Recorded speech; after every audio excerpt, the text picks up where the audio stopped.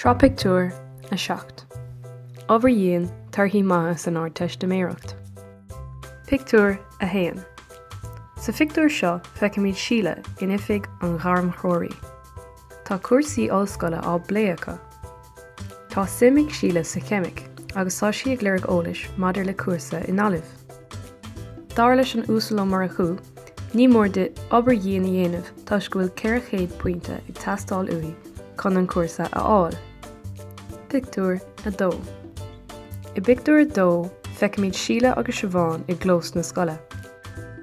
Taobh hir dóibh, tá beirt mhúcail ag imirt cisfeile. Tugann siobháin cur de híle dul chuig an disco an oíche sin, ach níl fonn ar híle dul tá go bhfuil an numracha obair bhaile aici. Pictiúr a trí.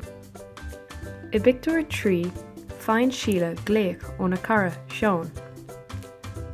Iann sé orthaí ar bhaile dul go dtí an fictiúrlainn an oíche sin. Dar leis tá scanán iontacht ar siúl sa bhaid ag tosú ar a thucht a chlog. Déir síle go bhfuil brónarthaí ach ní féidir le dul tuis go bhfuil aiste le déanamh aici. Is léir ó seo go bhfuil síle an-darraíre faoin na cuid stadéir. Pictiúr a ceathair. Sa pictiúr seo feicimid síle ag stadéir ina seomra colata. Is léir go bhfuil si ag obair go dtí an dítheach. Tá leabhar scapathe ar fud na háite, ar an deisc agus ar an urlár. Ansin, feicimid tuismóthirí híle ag ól capáin té sa chiistin. Déir athair híle go bhfuil sé buartha faoi láthair. Dar leis tá sosaigh teastáilúthaí ón stadéir agus ba chóirdaí dul amach san aer uair. Pictiúr a chuaig. Lána dorthaí atá ann.